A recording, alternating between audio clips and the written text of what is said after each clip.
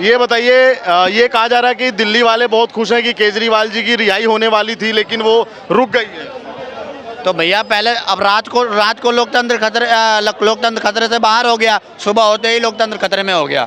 भैया कौन सी संजीवनी बूटी पिला रहे हो आप कि रात में आप अगर छूट जाते हो तो लोकतंत्र खतरे से बाहर, केजरीवाल वो भी छूट जाता है तो, और सुबह जब अंदर हाई कोर्ट उस पर मोहर मार देता है, भैया नहीं आप बाहर नहीं जाओगे, आप चोर ही हो, चोर बन के जेल में रहो, ठीक है, तो लोकतंत्र खतरे में आ जाता है। कौन सी बूटी पिला रहे हो, मुझे इस बात का जवाब दे दो ना दिल्ली वालों, सॉरी दिल्ली की जनता ने तो करारा जवाब दिया, 7 सीट पे लात मार दिया, मैं सॉरी गलत बोल दिया मैंने। देखिए केजरीवाल जी जब आए थे ना, उन्होंने कहा था कि हम बाहर आ गए हैं, शेर बाहर आ गया है, बब्बर शेर बाहर आ गया है। अब क्या कहते हैं, दिल्ली की जनता उन्हें बताएगी कि हम कौन हैं और हमारे जो है सरकार कैसे आएगी। 7 सीट क्या कहते हैं ये जीत गए, ये हार गए, और वो क्या कहते हैं कि हमारे वो हैं मनोज तिवारी जी, वो जीत गए। अब बताया ना दिल्ली वालों ने कि भैया तुम्हारी औकात क्या है।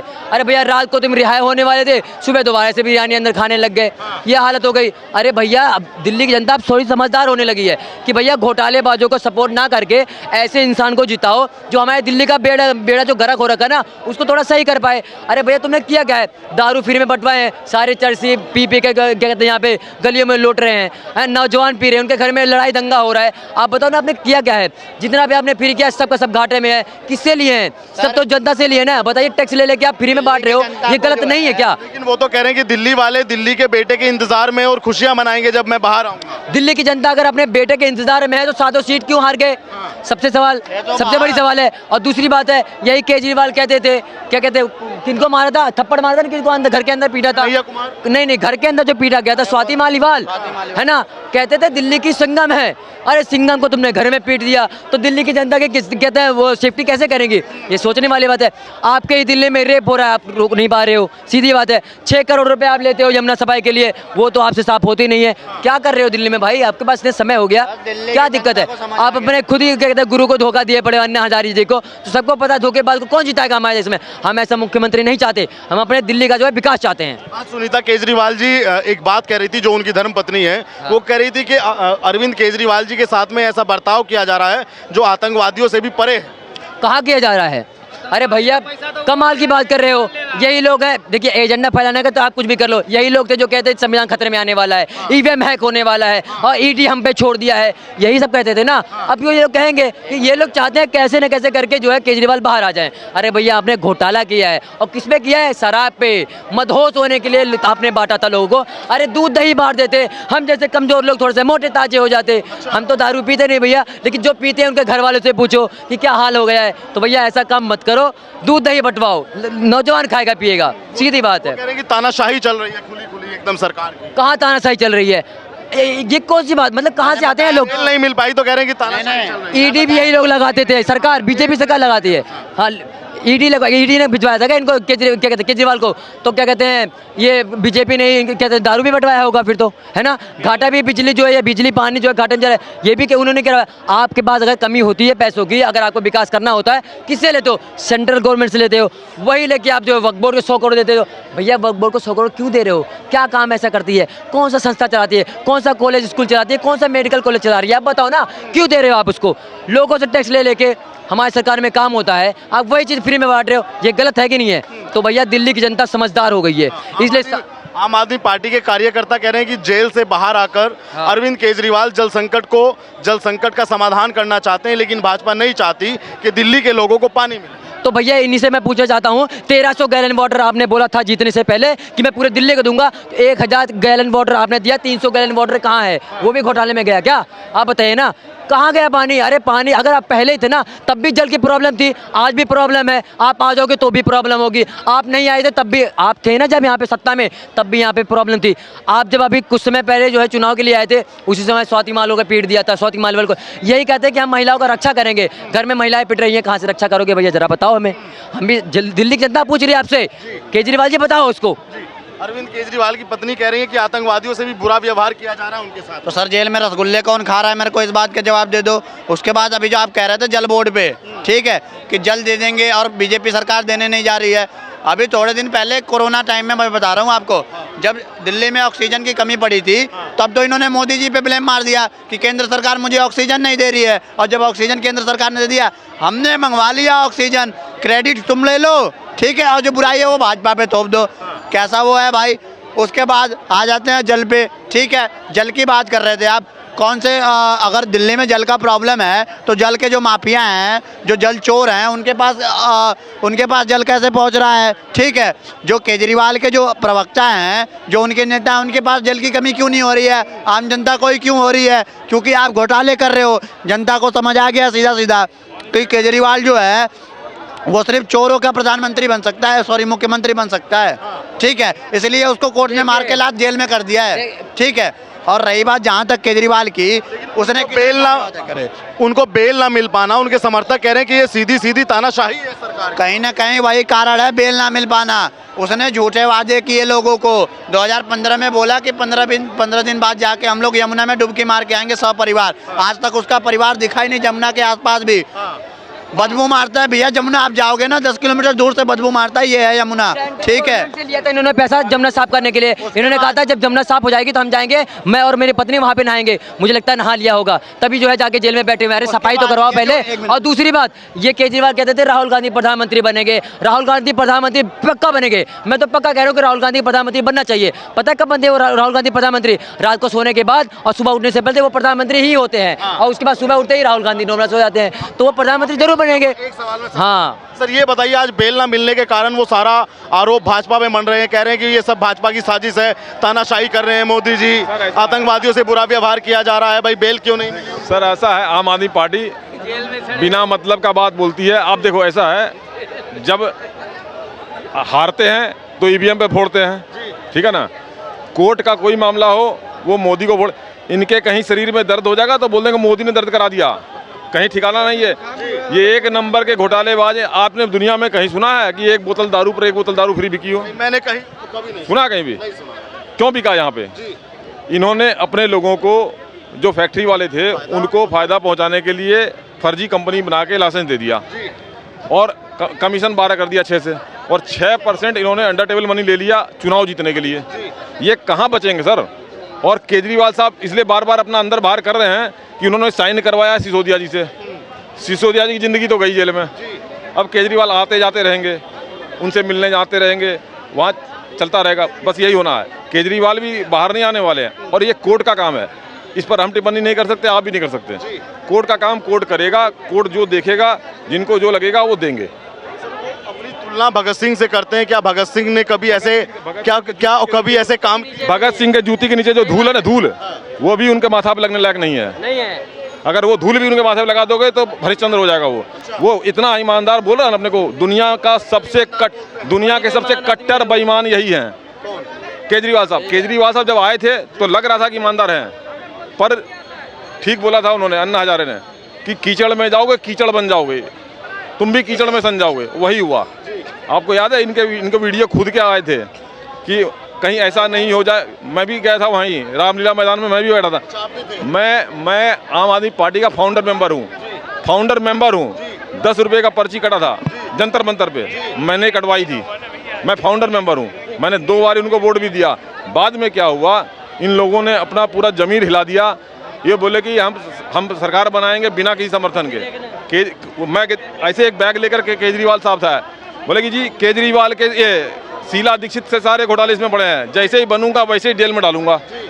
सीट कम पड़ी, उन्हीं को मिलाया।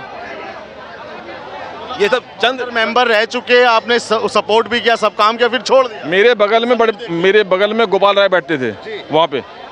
भाई साहब मैं आपको फिर बताऊं, चंद दिनों की पार्टी है, जितनी तेजी से ऊपर चढ़ी है उतनी ये लिफ्ट से ऊपर गए हैं, लिफ्ट वहीं से धमाम करेगी बस। क्या लगता है कि सर पूरी आम आदमी पार्टी शराब घोटाले की भेंट में चढ़ जाएगी? खत्म। इन्होंने जो अच्छे काम किए हैं, सारा शराब घोटाले के अंदर पिट गया सब शराब की बोतल में गिरा। वो कह रहे हैं कि हम बाहर आके जल संकट का समाधान करना चाहते हैं, लेकिन हमें मौका ही नहीं मिल रहा। सर ऐसा है ना, ये आदमी कोई समाधान करने वाला नहीं है। मैं इनके साथ बैठा हूँ रामलीला ग्राउंड में, मुझे पता है ये कुछ भी नहीं करने वाले हैं। ये सत्ता में घुस गए हैं, अब इनको खाली नाम चाहिए और पैसा चाहिए। अब आप बताओ कि 45 करोड़ रुपया गोवा में इनका भेज करके इन्होंने चुनाव लड़ा। ये पैसा इधर से आया था कमीशन का, 6% कमीशन।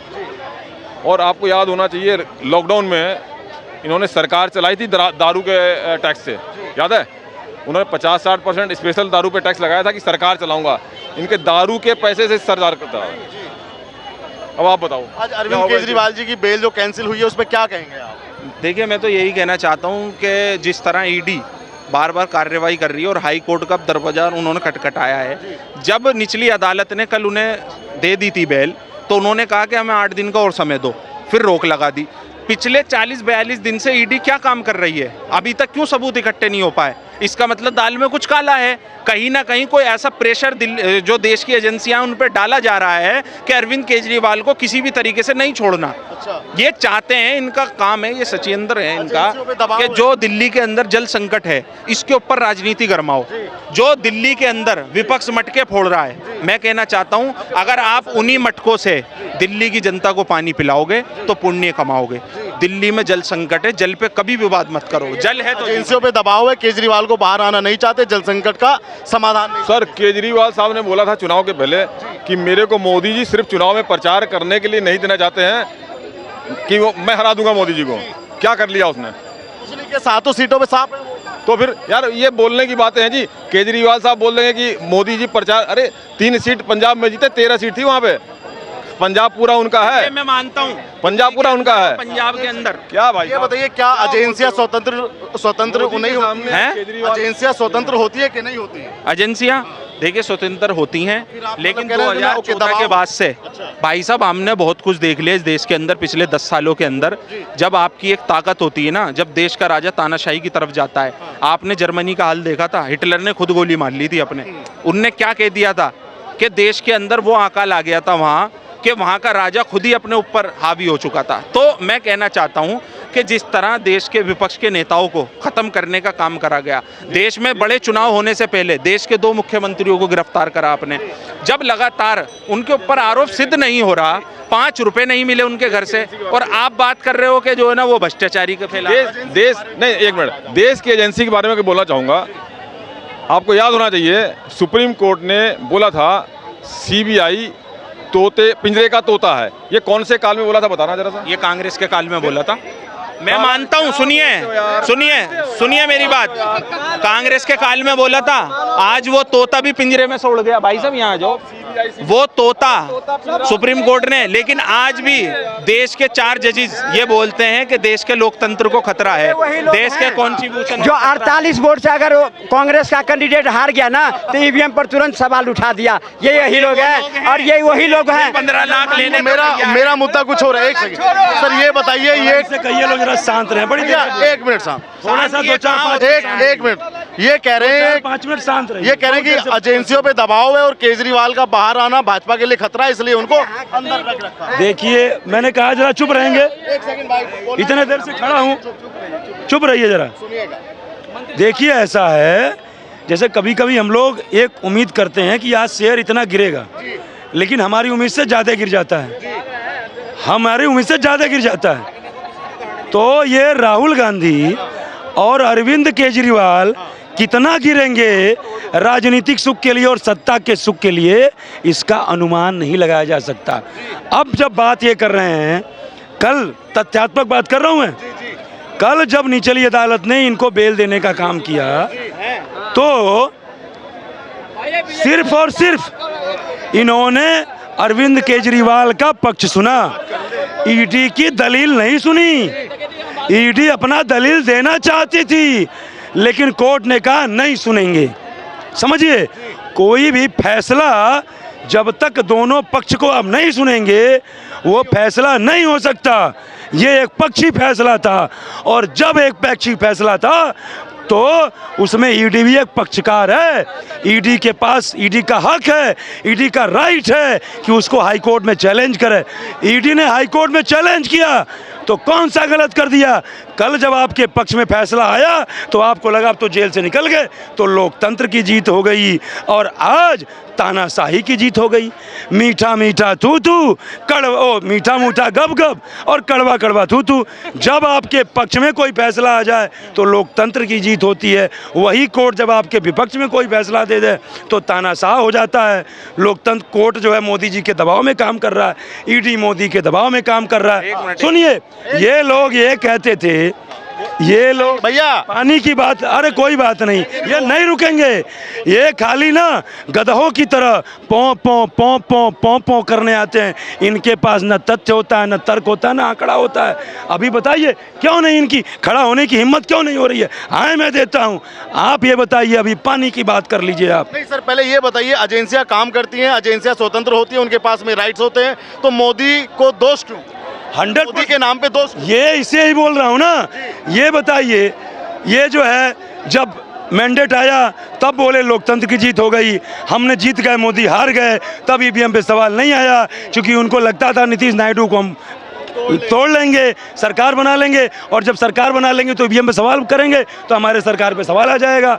ये लोग हताश हो चुके हैं, और इतना हताश हो चुके हैं कि कब क्या बोल जाएं कुछ नहीं पता। मैं इसीलिए बोलता हूं कि जब आप अपने एक ही स्टेटमेंट को बार बार चेंज करोगे तो इसे दोगली राजनीति का परिचायक बोलते हैं।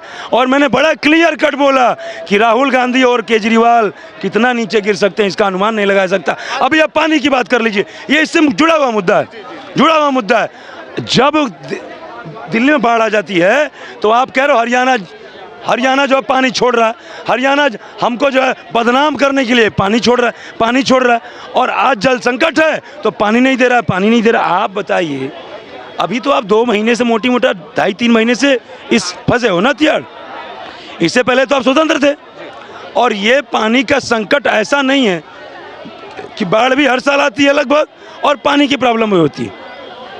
मेरा ये कहना था कि जब आप से सरकार में बैठे हो, आपको ये पता था कि गर्मी आने वाली है, हमारे पास पानी की जो सप्लाई है, पानी का जो आयात मतलब जो आ रहा है वो इतना आ रहा है, हो सकता है हमें और पानी की ज़रूरत पड़ जाए। और ये सिर्फ देखिए पीने वाली बात नहीं है, जब लोग नहा रहे हैं, धो रहे हैं, सब चीज़ भाई समझ रहे मेरी बात को, तो पीने के लिए बहुत ज़्यादा प्रॉब्लम नहीं है। प्रॉब्लम यह है कि लोग अपना क्रियाकर्म नहीं कर पा रहे हैं। तो कम से कम पीने के लिए तो चलो कोई थोड़ा बहुत कहीं से इधर उधर बिस्लेरी या खरीद कर लेगा, तो लेकिन नहाने तो लोग नहा रहे हैं, धो रहे हैं, आप देखिए, तो उसकी व्यवस्था तो आपकी परमानेंट होनी चाहिए, क्योंकि जो आबादी है वो उतनी है लगभग, तो उसके लिए तो आप नहाने धोने का तो आपका फिक्स रहना चाहिए ना। तो लेकिन मैं वही कह रहा हूँ कि यदि ये सत्य है, हालांकि ऐसा है नहीं, लेकिन राजनीति में कह रहे हैं हरियाणा पानी नहीं दे रहा। जब आपको ये पता था कि गर्मी में हमारी पानी की खपत थोड़ी बढ़ जाती है, तो आप ये काम अक्टूबर नवंबर में ही क्यों नहीं किए? अक्टूबर नवंबर में आप एक रिक्विजिशन देते हरियाणा सरकार को कि मुझे गर्मी में इतना पानी चाहिए। 1 महीने मान लीजिए उसका रिस्पांस नहीं आया उस लेटर पे, आप मोदी जी को पत्र लिखते, एलजी को पत्र लिखते, समझ रहे मेरी बात को, और आज वही मान लीजिए आपको जब पानी नहीं मिल रहा है तो इसी अनशन पे दिखाते कि 6 महीने पहले हमने हरियाणा को लिखा था कि गर्मी में हमको इतना पानी देना है, आपको आपसे ये निवेदन करता हूं, लेकिन नहीं दिया। हम जब हरियाणा सरकार ने कोई रिस्पांस नहीं किया तो 1 महीने बाद हमने मोदी जी को, हमने एलजी को पत्र लिखा, एलजी ने रिस्पांस नहीं किया तो हमने मोदी जी को पत्र लिखा। आज जब आप मीडिया में अपना डिमांड दिखाते कि हमने डिमांड किया है, लेकिन हमको हरियाणा की सरकार या मोदी सरकार या भाजपा सरकार रिस्पांस नहीं दे रही है, तो जनता आपको पूजती, लेकिन आपके पास सबूत दिखाने के लिए कुछ नहीं है, खाली आरोप लगाने के लिए है, समझ रहे हैं। और मैं कहना चाहता हूं, ये चुप रहो, ये जब गए ना हनुमान जी का आशीर्वाद लेने चुनाव प्रचार के लिए, जब इनको बेल मिली थी तो हनुमान जी ने कहा कि जब तुम हमारे राम के नहीं हुए तो हमारे भी नहीं हो सकते, तुम हमारे भगवान राम की मूर्ति की प्राण प्रतिष्ठा में नहीं गए तो हमारा भी आशीर्वाद तुम्हारे साथ नहीं है। जब ये जेल से निकल रहे थे, इससे पहले सुप्रीम कोर्ट ने जब इनको दिया था चुनाव प्रचार के लिए, तो कुछ पत्रकारों ने पूछा कि शराब घोटाले के बारे में आप क्या कहना चाहते हैं। इन्होंने कहा कि जनता न्याय करेगी, मतलब कि जनता हमको जिताएगी, 7 की 7 सीटें हरा करके भेज दी। मेरा ये कहना है कि जब तुमने बोला जनता न्याय करेगी तो जनता ने तुमको हरा दिया। तुमको नैतिकता के आधार पे यह कबूल कर लेना चाहिए कि जनता ने हमको हमारे पक्ष, हमारे जो है जनता ने फैसला कर दिया कि तुमने शराब घोटाला किया है, इसलिए मैं नैतिकता के आधार पर इस्तीफा देता हूँ। लेकिन ये इतना गिर जाएंगे। और एक बात आपको बता दूं, खत्म कर रहा हूं, तपस्या करना कोई बड़ी बात नहीं है, और तपस्या के बाद वरदान या शक्तियां प्राप्त करना कोई बड़ी बात नहीं है, लेकिन शक्तियों के बाद उन शक्तियों का सदुपयोग करना बड़ी बात है। और जिसने दुरुपयोग किया उसका सर्वनाश हो गया, चाहे रावण हो, सम्रासु हो, कंस हो, हिरण्यकश्यप हो। इन्होंने भी आंदोलन करके तपस्या किया था, लेकिन वरदान के रूप में शक्तियां मिली, मैंडेट मिला, लेकिन आज उसका ये लोग दुरुपयोग पे दुरुपयोग कर रहे हैं। एक दिन इनके भी राजनीतिक अस्तित्व का सर्वनाश होगा।